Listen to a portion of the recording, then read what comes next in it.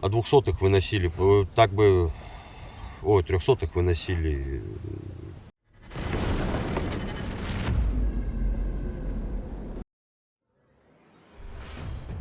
An attack on a Russian Defense Ministry deployment site in the Volchansk district in the Belgorod region resulted in several units of Russian military equipment being burned and 3 servicemen wounded. An explosion during the fire led to the death of Igor Fife Nechiporenko, deputy head of the district administration. The blast also injured Nikolai Vasilievich Nestorov, head of the district, and 2 rural settlement leaders, as well as 3 servicemen. An ammunition depot caught fire near the village of Gramuchi in the Belgorod region yesterday, following an explosion in a Russian military camp. The blast, caused by careless handling of ammunition, led to a fire and injured 7 military personnel who were hospitalized. Gramuchi is located about 39 kilometers north of Belgorod and over 63 kilometers from the Ukraine border. Ukrainian drones are attacking any energy supply across the border in Belgorod. Substations, fuel, tanks, etc. The idea is to starve the Russians. And we saw this story, but now we have translation. A Russian soldier revealed the true meaning of the offensive near Volchansk.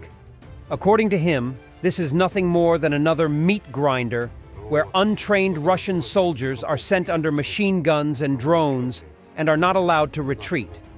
Result: one after another, groups are simply destroyed, and new ones come to replace them. In the company of this soldier, contract soldier Anton Andreev, from the 5th Company of the 1009th Regiment, only 12 people out of 100 remained. At the same time, he realizes that orders to his superiors come from Moscow, and they also cannot do anything about it. Ну, бля, хочу рассказать про нашу эту операцию на Волчанск, на которую нам вообще сказали, что мы на границу пойдем. Я контрактник. Вот. Только нас бросили в лесополк вообще пустых. Никого, ничего, блядь. Ну, нашу роту, блядь. Рядом стояла 6-ка, там должны были по полкам идти. Не суть. И вот сама эта операция началась уже не по времени. Там начали торопить, гнать. Вперед, вперед, вперед, вперед. Просто, блядь, минометы лупят, а туда людей отправляют. За первую ночь полроты сразу полегло. Ну, 300-ми, большая часть 300-ми, слава богу. А, ну, 200-х тоже хватало. А Сеня только что орет, ну, наш командир роты. Вперед, вперед. Ну, я тоже понимаю, что ему, скорее всего, как я потом уже понимал, что ему давал комбат просто приказ. А 200-х выносили, так бы, ой, 300-х выносили просто пачками. Они попали под замес, под миномет, под Бабу-Ягу, просто в одном рве противотанковом. И крыли. А по рации я сам слышал, кричали, что вперед идите, подвигайтесь, не сидите на месте, занимайте лесополки, занимайте ямы. Ну, блядь, это была вот ночь первая.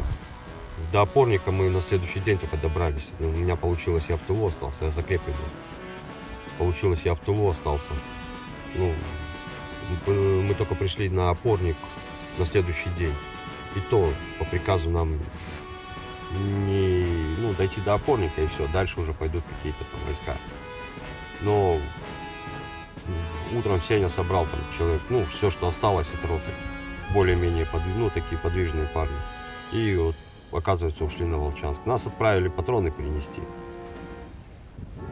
И то есть там мы оставили. Сказали, вообще идите налегке, просто броник и автомат, нахуй. Оказалось, мы остались там. Это финансист нас так отправил, блядь. Это замполит роты, ну, заместитель. В Волчанск пришли, первую ночь как-то перекантовались, еще более-менее нормально. Заняли одну улицу.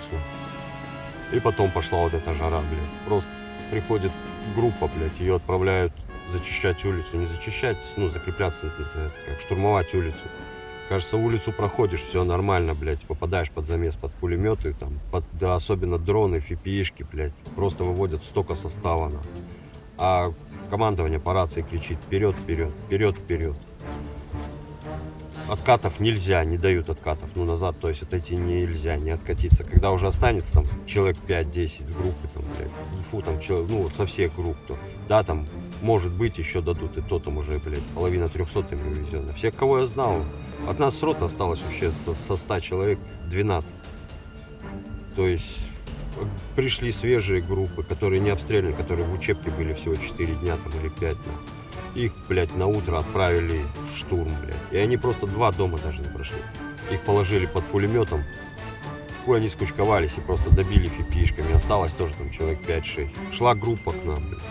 Эту группу, блядь, из этой группы 1 человек вообще остался. То есть, получается, нас крошат просто и все. Отправляют под пулемет, под дроны в светлое время.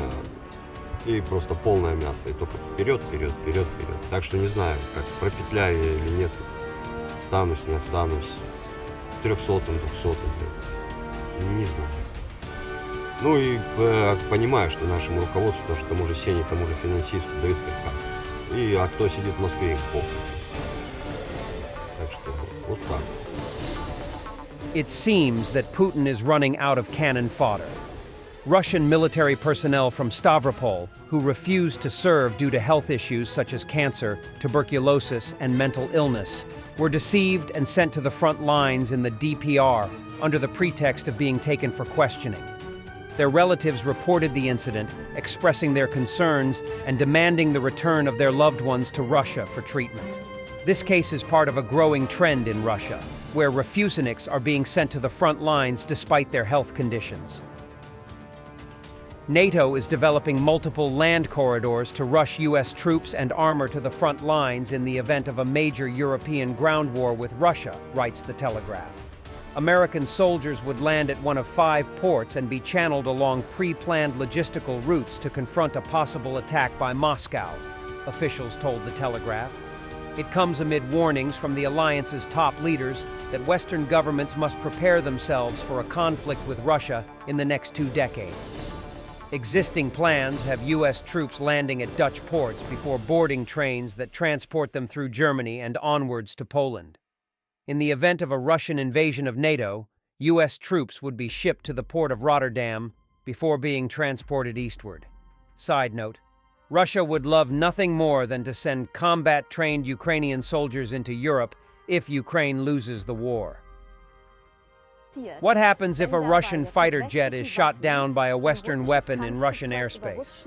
It only means that Russia will have one less plane, chair of the Defense Committee of the German Bundestag, Marie-Agnes Strack-Zimmermann. Wenn dabei jetzt mit westlichen Waffen ein russisches Kampfflugzeug über russischem Luftraum abgeschossen wird. Ja, dann ist es abgeschossen. Dann ist es ein Flugzeug weniger, was auf dem Weg zur Ukraine war, um Raketen abzuschießen und Ukrainer umzubringen. Und meine Aufgabe, unsere Aufgabe ist in der Politik doch zu erklären, was passiert, wenn wir das nicht machen. Und wenn wir es nicht machen, wird die Armee der Russen weiter marschieren bis an die Westgrenze der Ukraine, halt bis zur polnischen Grenze. Dann stehen diese Truppen vor dem NATO-Gebiet, was auch wir schützen. Wenn wir Wladimir Putin nicht stoppen, dann wird letztendlich auch unsere unmittelbare, auch Bundeswehr, auch wir sind dann gefährdet, weil wenn ein Land aus der NATO, Polen, baltische Staaten angegriffen wird, dann werden auch wir als Deutsche mit in einen Kampf gezogen. Und wenn man das nicht will, muss man Putin an der Stelle das Leben schwer machen. Thanks for watching, and don't forget to subscribe. Also, if you want to support Warthog Defense, please become our member and get early access to new videos, exclusive members-only videos, and become administrator in comment section. The membership link is in the description. Rescues every day. We had a guy last week, it's 6 rescues in 6 days. You know, he's doing the job every day.